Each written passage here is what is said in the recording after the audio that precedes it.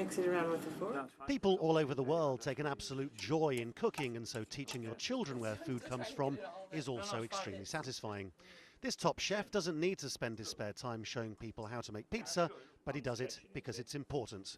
This is part of what's become known in Britain as the slow food movement, a defiant stand against mass production.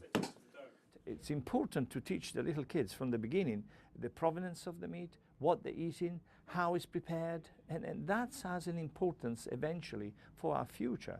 Britain used to be a terrible place for food, yet in recent years London in particular has become really good at it. That's why the horse meat scandal shocked everyone here so much. The tragedy of the horse meat scandal isn't really only one about animal welfare, it's that the food industry across Europe demonstrated a sort of contempt towards consumers. Not only that, but it's also a class issue, because the foods which ended up containing horse meat were eaten primarily by the poor. Does everybody like burgers? There are some brilliant examples of grassroots cuisine. This scheme, called the Ministry of Food, was dreamt up by the celebrity chef Jamie Oliver, specifically to introduce poorer people to cooking and to get them away from processed junk. To a degree, it works. People that were thinking, this is just something very difficult for me to do. You know, I didn't know how to use the knife.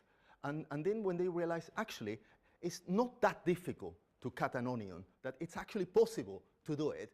And then that allows you to progress on things.